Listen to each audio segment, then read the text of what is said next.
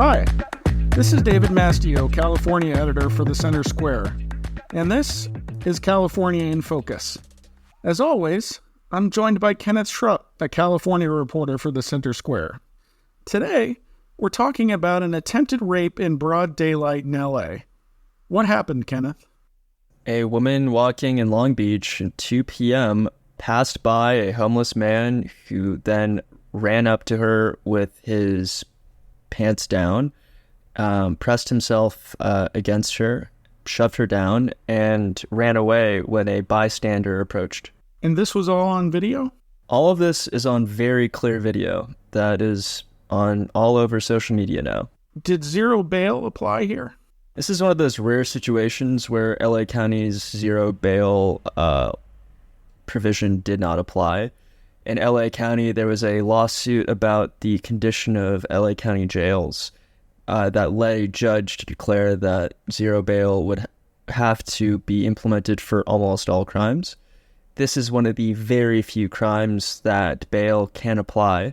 So currently the suspect is sitting in jail with a $75,000 bail that he did not decide to pay.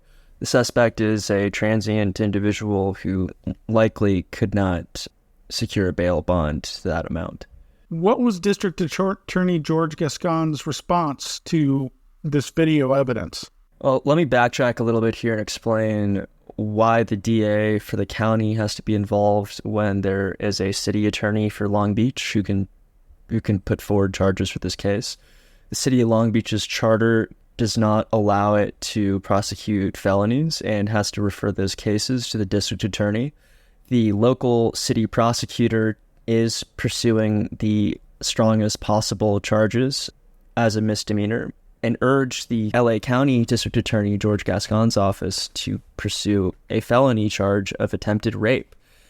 Unfortunately, at the first review, they decided not to. But there's very clear evidence as to what actually happened. We have it right on video. It went all over social media. The district attorney's office did try to make it seem as if they lacked evidence that would make the crime provable, and that there's now new evidence that makes it provable, and they're reviewing the case. But this video has been around the whole time. So Gascon is reconsidering?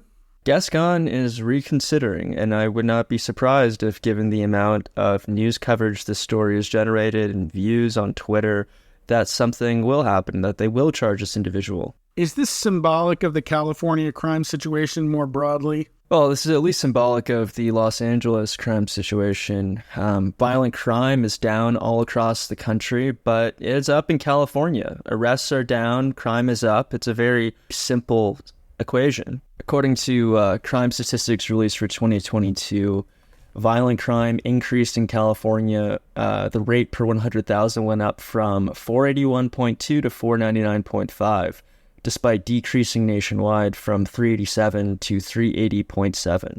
So we're already significantly higher than the national average on violent crime, and we're continuing to get more unsafe. Are Democrats starting to change their message? Democrats are trying to adopt a more tough-on-crime position. I think if you look at Mayor London Breed in San Francisco, her calling for changing the laws to make it harder to get away with smash and grabs for cars, or Gavin Newsom saying he's got a few $100 million put aside for a organized retail theft task force.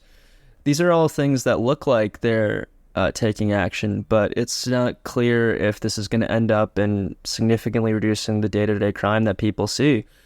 Police tell people that even though they might arrest people or see people committing a crime, the amount of paperwork they have to fill out back at the station only for the individual who did commit the crime to not be charged, or charged so little that the district attorney decides not to pursue the case because it's just not a priority for them, means that people are getting away with doing almost anything they want. One of the things that the legislature has done is announce a special committee, or I'm not sure what it's called, a joint committee.